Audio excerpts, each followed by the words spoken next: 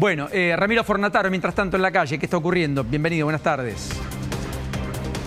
Buenas tardes, Paulino. Sí, acá estamos en Cabildo y Congreso. Porque un relevamiento determinó que, por lo menos en el área metropolitana de Buenos Aires, los servicios públicos, gas, agua, luz y también transporte, significan, por ejemplo, un 12% del salario, el doble de lo que pagaban por lo menos hace 2 años y medio, los argentinos aquí en el área metropolitana. Caballero, buenas tardes. Estamos en vivo para Nación Más. ¿Cuánto paga de servicios públicos? Luz, agua. Caro. Yo vivo en San Fernando. Bastante caro, ¿eh? La luz, 109.000, sí. Y ahora el gas, por ejemplo, que estamos en invierno, que me imagino... El gas no me vino todavía, pero sí. El gas viene bastante... Lo que pasa es que facturar los 3 meses de frío, claro, es una sola factura. Pero de alguna manera usted se prepara para, digamos, una factura pesada. Importante, claro, claro. Así que está todo así, ¿eh? Está todo así. ¿Usted trabaja? ¿Es ya jubilado? Jubilado. ¿Y cuánto le significa? ¿Es un porcentaje de los servicios públicos respecto de su jubilación? Y este mes pagué casi 400.000. Está bien. Indexé otras cosas, pero más o menos están en ese porcentaje. Y es casi el 50% de la jubilación. Sí. Bueno, muchas gracias, buenas tardes, muy amable. Bueno, Paulino, fíjate que si uno habla, por ejemplo, con los jubilados, ese porcentaje se complica aún más, ¿no? Ese 12% quizás es para asalariados en blanco, teniendo en cuenta distintos Siempre los promedios son engañosos, querido Ramiro. Siempre los promedios son engañosos, depende del contexto. Que las molesté? Sí. ¿Cómo te va? ¿Cuánto pagas de gas, de agua, luz? Ahí está, bueno, prefieren no hablar. A ver, señor, ¿cómo le va? Estamos en vivo para Nación Más. ¿Cuánto paga de servicios públicos? No tengo idea. ¿Porcentaje más o menos del salario? No sé, 20%, ni idea. No, ni idea. No. Pero ha incrementado en el último tiempo. Sí, eso seguro, sí. Ahí está, gracias. Bueno, hablando de porcentajes, las generalidades, bueno, ya a veces hasta les da pudor a cierto público decir cuánto es lo que paga. Sí, te lo pongo en contexto, Ramiro, sí, un porcentaje. A lo que estamos haciendo, que tiene que ver con un informe que dio a conocer el Instituto Interdisciplinario de Economía Política de la Universidad de Buenos Aires y el Consejo Nacional de Investigaciones Científicas y Técnicas, esto es el CONICET. En ese contexto estableció una canasta de servicios públicos del área metropolitana, no de todo el país, o sea, del AMBA, donde efectivamente los precios se han remarcado y mucho, luz, gas, agua, transporte, a diferencia del interior, que ya per se pagaban previo a la asunción del presidente Milei, ya pagaban mucha más tarifa en muchos casos, los que hemos recorrido el país, lo que recorremos el país, los que disfrutamos de nuestro país, lo sabemos y lo conocemos a la perfección. Muchos otros solo encapsulados en la ciudad les cuesta un poco, pero alcanzó en julio 295.826 pesos, según este relevamiento. Como todo relevamiento es un promedio. No quiere decir que cada uno en su casa gaste esto. Alguno gastará 500, otro gastará 100, alguno gastará 1,5 millones. ¿Y cómo? Sí, 1,5 millones. Sí. Yo he visto facturas de gas en Mar del Plata de 500.000 pesos. He visto facturas de luz en Mar del Plata de 1.200.000 pesos para los que tienen losa radiante. Yo en Córdoba. En invierno. 50.000 pesos. O sea que todo depende del contexto, pero solo marco este contexto que es en el cual Ramiro está intentando preguntarle a la gente si siente al menos eso, que a mi gusto explica en buena medida que una parte sustancial del ajuste, más que los sectores más vulnerables, a los cuales la baja de la inflación le es un ordenador, ha sido la clase media, que se ha visto naturalmente absorbida por este sobrecosto con un destino de sus ingresos mayor en servicios de los que gastaba hace 2 años atrás. En virtud del sinceramiento de la economía, el ajuste de precios relativos, cosas que en la mayoría de los casos la mayoría de los analistas coincidían que había que hacer, No quita subsidios. pero que no quita cómo se padece por parte de quien lo paga, con la quita de subsidios correspondientes para naturalmente hacer un sistema más sano y devolverla en la ecuación de costos y en la ecuación de ingreso a las empresas una ecuación más rentable, para que después la reinviertan. Habrá que ver si eso ocurre o no. Bueno, Ramiro, ese era el contexto, perdón. Seguí en la calle allí preguntando en todo caso a más amigos que quieran hablar. Tema complejo, por cierto, allí en el barrio de Núñez. siempre en el área metropolitana de Buenos Aires. Señora, no me esquive, por favor. Córtete de pie. ¿Cuánto paga de servicios públicos? Agua. Nada. Bueno, perfecto, gracias. ¿Qué tal, señora? Buenas tardes. Estamos en vivo para La Nación Más. ¿Cuánto paga de servicios públicos? Bueno, ahí está. Bueno. Y es muy difícil También que hablen, entendemos ¿no es cierto, que es Ramiro? el regreso a casa. Es difícil que la gente hable, quiere regresar a sus hogares. Hace frío, pero bueno, esta es la realidad. No, incluso que cuente lo que le pasa. Hoy la gente No, que quizás... cuente cuánto paga, ¿no? Claro. Claro, y eso que también genera cierto pudor, pero lo concreto es que de este reglamento que hablabas, respecto de 2 años y medio, la gente está pagando el doble en las tarifas públicas. Abrazo, Rami. Impecable como siempre. Gran tarea, ¿eh? Nada fácil. Buenas tardes. Nos reencontramos. Bueno, hoy hubo 3 datos económicos por parte del INDEC, ¿no? La canasta de crianza. Sí, la canasta de crianza. En un ratito lo podemos evaluar. El costo de la construcción, que subió el 2,1%, incentivado por el aumento de la mano de obra del 2,5%, no sé si tenemos esa placa, que conlleva además un aumento en el costo de construcción en lo que va del año del 20%. Fíjense que materiales sube el 1,6% por debajo del promedio, 19,2% es el acumulado, interanual 32,5%, prácticamente en los niveles de inflación que están en torno al 33%. Una construcción que ha tenido un efecto serrucho, no termina de consolidar tendencia al alza, parece querer recuperar, hay que ver si lo hace con fuerza o no, la caída fue muy fuerte, particularmente en 2024. Y después el dato que festejó todo el gobierno, Caputo, el presidente Milei, respecto a la inflación mayorista, que da 0,8% en julio. Y para el gobierno es un presagio de que agosto viene por debajo del 2% y quizás con el 1,5%, el 1,4% o el 1,3% a cuesta, ya no el 2,1% como ocurrió en julio. La general. La general. Igualmente los precios mayoristas interanuales subieron 38,6%, por encima del 33% de inflación. Y venían subiendo por encima de la inflación todos estos últimos meses. ¿Qué jugó a favor definitivamente de la baja de precios mayoristas? Que de todas maneras es un muy buen indicador. Energía, gas y petróleo. Cayó 9,8%.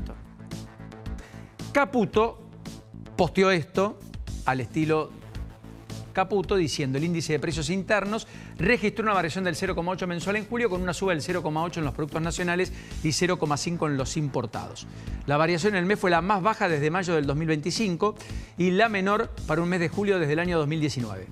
La variación interanual fue 31,1, desagregada en un incremento de 38,6 en los productos primarios, que es lo que nosotros mostrábamos, la placa nuestra estaba mal, 31,1 es el acumulado, 29,5 en los productos manufacturados y 45% en la energía eléctrica y 21,3 en los productos importados. Lo cual Caputo también podría decir, los productos importados están forzando a que los productos nacionales no tengan margen para aumentar mucho, porque quedan descalzados de estructura de precios. 21,3 productos importados, 38,6 productos primarios, productos manufacturados 29,5, 45% energía eléctrica. Pero 45% en energía eléctrica es el interanual. El último mes fue una caída mayor al 9%. No menor para entender el 0,8%. ¿Qué dice Milei? Al final... Lo celebró. ¿Tenés el posteo del presidente? Sí, lo tenemos. No sé si lo tenemos para mostrar, pero el presidente dice al final empezaba con 0. Empezó con 0. Claro, el presidente había dicho la inflación minorista que iba a empezar con 0 en agosto. Bueno, y al final empezó con 0, inflación mayorista 0,8. Chao. Al estilo del presidente, que no puso viva la libertad carajo en este caso. No, porque estaba poniendo últimamente chau. ¿Nada más? Es como el fin de Adorni. ¿Te acordás que Adorni ponía fin siempre? Bueno, no hagas esa analogía. No, por favor. No, bueno, pero digo, una frasecita corta. No, pero está bien lo que decís, está muy bien, no había percatado. Bueno, está Agustín Massa en la redacción. Agustín, querido, un enorme placer. ¿Cómo andas? Bienvenido, buenas tardes. Sí. Agustín. Me parece que no lo tenemos. Bueno, vamos a ir al encuentro con Agustín Massa en un ratito. Está en la redacción a propósito de estos datos. ¿Tenés la canasta de crianza vos actualizada a mano? Sí, la canasta de crianza se utiliza para muchos casos determinar las famosas cuotas alimentarias que reglan muchos jueces de familia. ¿Es el indicador único? No, de ningún modo. Pero es el piso. Es el piso. Eso tienen que tenerlo presente, porque hay gente que se enoja y dice: yo leí la canasta de crianza en Google y me están poniendo otra cosa. Sí, la canasta está prevista, pero como piso de la cuota alimentaria. Para niños de menores de 1 año, la canasta a partir de hoy es 545.683 pesos. De 1 a 3 años, 649.935 pesos. De 4 a 5 años, 554.646. Y de 6 a 12 años, 697.268. A partir de los 12 hay que acreditar los gastos. ¿Qué contempla esa canasta? Se divide en dos partes. La primera parte se divide en bienes y servicios y la segunda en las tareas de cuidado. Se divide en dos rubros, porque te evalúan el costo del valor de cuidado de quien está a cargo de los niños de esa edad. Tenemos los números para revisarlo, porque es interesante donde se para Fátima, porque además es un tema muy importante, regula las cuotas alimentarias en general, pero en básicamente el mínimo. Si ustedes ven esa placa sacando el graph, que ya no hablamos de inflación mayorista, estamos hablando de la canasta de crianza, gracias al equipo de producción. Ven allí, menor a un año, 545.000 es el total. 1 a 3 años, 649. Pero fíjate que el costo de bienes y servicios de menor a un año, por ejemplo, es 177.000. Por eso decimos que es el piso, no es, porque no siempre vas a poder... Con esa plata no haces nada. Bueno, por eso te quería aclararlo, que era el piso. Siempre es el piso. Sí. Es como el salario mínimo en la Argentina. Nadie vive con el salario mínimo, pero es el piso sobre el cual no puede ninguna paritaria negociar salarios menos de eso. Correcto. Vale la pena la aclaración, porque además...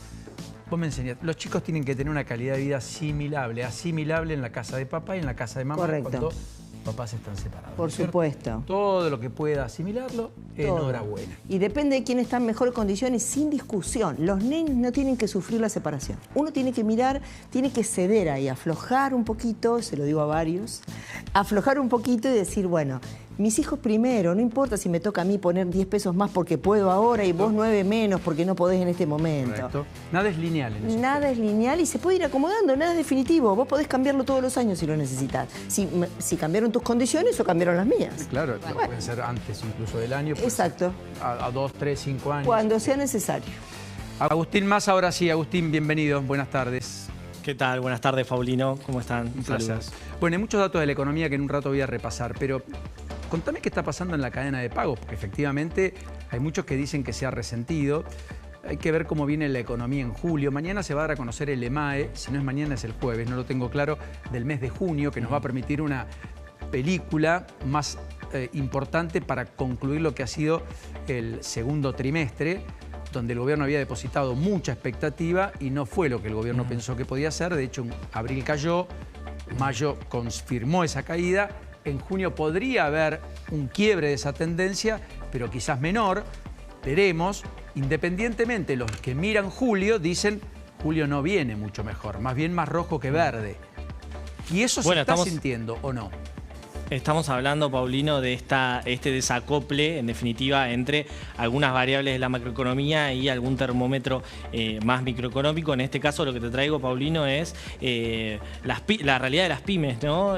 A partir de un dato que releva la Fundación Observatorio PYME, el estudio muy vinculada con Techini, con el sector industrial, a partir de 400 empresas, y lo que dice es que 8 de cada 10 están preocupadas o tienen como principal preocupación la caída en las ventas, pero algo que empieza a aparecer o que empieza a crecer como fenómeno es no solo el atraso en los pagos de algunos impuestos y algunos servicios, sino también en el atraso de algunos clientes hacia esas mismas empresas, ¿no? Obviamente. Y ahí es donde empezamos a ver esto que mencionabas de los problemas en la cadena de pagos en el marco de una economía que ya el propio gobierno y funcionarios del propio gobierno, lo dijo la semana pasada el presidente del Banco Central, Santiago Bausili, la economía no está creciendo o no se está recuperando en el ritmo que esperaba el gobierno en un inicio. Correcto. Hay una creciente participación de empresas que están recurriendo a los concursos preventivos de crisis. Sí. Hay otros que se declaran en convocatoria de acreedores.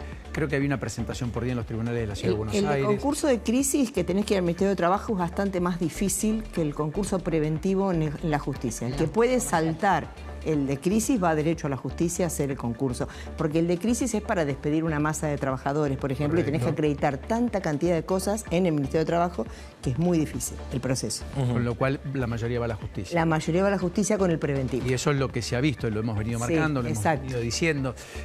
Está en línea con esta idea que Agustín traslada de este informe de un sector, de un observatorio PYME muy cercano a techín que podría meritar algún cuestionamiento del gobierno diciendo, bueno, pero es una muestra sobre 400 pymes, no es el país, no son todas, puede estar sesgada y todas esas cosas, ¿no, Agustín? Bueno, aquí estamos hablando de pymes industriales. Lo cierto es que también este relevamiento lo que tiene bueno es que se hace ya casi un par de décadas, ¿no? Entonces, bueno, tenemos una muestra comparable para decir cómo es la evolución. No es que se empezó a hacer en este gobierno, vale la aclaración ahí, Paulino. Y si querés te dejo algunos números más de este relevamiento que toma de alguna forma un termómetro, ¿no? Caída de la producción y mínimo en los últimos 10 años, mínimos históricos en producción, caídas del 11% respecto a lo que fue el año anterior. El 62% de las empresas, 6 de cada 10, dice que está teniendo más problemas de lo habitual para cobrar a sus clientes. Ojo con ese dato, Paulino. Y donde se atrasan también proveedores, ¿no? Y también impositivo, que este también es un problema que de alguna forma repercute al gobierno, porque cuando las empresas dejan de pagar impuestos y empiezan a pasarse a la informalidad, el gobierno también tiene o resienta un frente muy importante, que es el fiscal, que es la recaudación, que hoy se conocieron los datos de julio, que dieron superávit otra vez, que el gobierno recuperó después de haber tenido déficit en junio, pero que viene mucho más apretado que años anteriores y también se recurre más a la motosierra sobre el gasto. Lo hablábamos la semana pasada, Paulino, con el tema de las rutas, ¿no? Y que no se están destinando esos fondos que por ley debían destinarse al arreglo de rutas, bueno, se están utilizando para sostener el superávit fiscal. Todo de alguna forma está vinculado con el termómetro de la economía, y así es como la calle o la realidad más microeconómica de algunas pymes termina repercutiendo en la macro. Agustín, enorme abrazo, como siempre, gracias. Saludos a todos allí en la redacción, como siempre. Un saludo. Bueno, está Fernando Marul, no quiero demorarlo, es economista. Fernando, un abrazo, ¿cómo estás? ¿Qué decís? Vamos. Bien, gracias. Un placer, como siempre. Bueno. El 0,8 de inflación mayorista festejada por el gobierno inexorablemente implica que agosto va a estar en un 1,5 más menos. ¿La inflación minorista? Sí, correcto. No garantiza nada. Esto es más bien la inflación de costos de empresas. Lo que sale después, lo que importa más al bolsillo es la inflación minorista que sale, que bueno, vamos ahora a mitad de agosto, pero no te garantiza nada que si en julio dio 0,8 la mayorista, en agosto empiece con 0, ni que no te garantiza. Tiene algún tipo de relación porque es el costo de las empresas, pero no es la inflación que estamos mirando del INDEC, la minorista, la del bolsillo, la del consumidor. Con lo cual, sí, perfectamente. ¿Y por qué ¿por qué lo festeja tanto el gobierno? ¿Por qué dice el presidente que es la verdadera inflación que hay que mirar? Que muchos ocultamos, que no damos a conocer con la debida dimensión y tantas cosas. Porque es la inflación de costo de las empresas, pero está muy parecida, no quiero ponerme muy técnico, pero bueno, va relacionado más al dólar, a lo que salen, a los costos de cómo salen los productos de las fábricas, pero después entre lo que sale de la fábrica y lo que sale en la góndola del consumidor hay otros factores. Correcto. Fernando, por ponértelo en números, para agosto nosotros acá en la consultora proyectamos 1,9. ¿Me explico? Sí, correcto. Y las consultoras en general están en 1,9, 2, un poquito abajo de 1,9, pero por ahí. No es un predictor de lo que va a pasar con la inflación minorista. Fernando, y en términos de actividad económica, quiero decir, ¿qué estás viendo? ¿Qué estás encontrando? Porque se va a conocer esta semana el EMAE de junio, pero muchos de los semáforos que he visto de muchas consultoras para julio no están en el mejor momento. Más bien, parecerían marcar otra especie de efecto serrucho si junio diese, como algunos descuentan, un quiebre en la tendencia de la caída que evidenció el EMAE tanto en abril como mayo. ¿Estás viendo lo mismo? Sí, estamos en esa línea. Desde el principio de año la economía viene serrucho. Junio va a dar posiblemente de un poquito mejor, porque mayo había dado caída. Julio, los datos que tenemos adelantados también parecen que dan entre 0 o negativo. Pero para resumir, entre un positivo y un negativo, un positivo y negativo, un mes positivo, otro mes negativo, el promedio te da 0 de eso. Si en uno estás más 0,2, en el otro estás menos 0,2, más 0,2, más 0,2, es 0. Y esa es la dinámica de los últimos meses en la actividad económica de Argentina. ¿Y eso explica el humor, entendés, Fernando? ¿De algún sector? Eso ¿Presidente? Explica el mal humor, decís. Sí, bueno. Sí, eso explica por qué en los últimos 2 meses empezamos a ver, terminó el Mundial y empezamos a ver un poco encuestas, cómo están las preocupaciones de los argentinos, cómo está el apoyo al gobierno, y vimos que en julio el apoyo al gobierno cayó, estaba arriba del 40%, ahora está en 39%, cayó 2 o 3 puntos. Es un nivel alto, pero bueno, en una economía que está estancada y el apoyo al gobierno baja, los mercados se ponen nerviosos, y fíjate como que hoy el riesgo país llega a 500 puntos básicos y va a volver a la tapa de los diarios, porque es una lógica que digo, es si la calle está con mal humor o está estancado, eso baja el apoyo al gobierno, y si baja el apoyo al gobierno, ya el mercado se imagina que vendrá después. Está bien, y pero si pasa se que imagina que vendrá después... Claro, pero falta 14 meses, digamos, para octubre del año que viene. Esta inercia es muy destructiva para el gobierno, porque todos... Pero es Argentina. Está bien, pero por eso digo... Pero a ver, Fernando, para el gobierno es muy destructivo, porque el gobierno necesita, si no va a haber plan platita, si no va a haber anabólicos al consumo, que la inversión fluya, que el crédito se reactive y que los actores económicos tomen decisiones. El que quiere construir, que construya, el que quiere abrir un local, que lo abra, el que quiere hacer un gasto, que lo haga, el que quiere cambiar el auto, que lo haga. Si todo el mundo espera a ver qué pasa, bueno, es la profecía autocumplida y entramos en una inercia de retroalimentación de expectativas que corroen la economía. ¿O me equivoco? Esto puede pasar, sí, que claramente es un escenario que puede pasar en Argentina. Fue un poco lo que pasó el año pasado, en 2025, como que, bueno, esperemos a las elecciones después de las elecciones de Provincia de Buenos Aires, después las elecciones de octubre. Sí, pero era un impacto de 6 meses, no de 14 meses por delante. Bueno, falta mucho, pero bueno, viste que todos queremos saber el futuro, qué va a pasar y quién va a ganar las elecciones, quién va a ser el próximo presidente. Entonces, como hay incertidumbre y hay los datos que conocemos ahora es que la actividad está medio estancada, uno puede pensar que va a rebotar, que la inflación va a seguir bajando, que bueno, los salarios le pueden ganar un poquito a la inflación, el segundo semestre puede ser un poquito mejor que el primero, que vas a dejar de estar el serrucho, pero más allá de eso, tampoco es que vas a tener una reactivación muy fuerte de que esté garantizada la reelección del gobierno. ¿Me explico? Sí, absolutamente.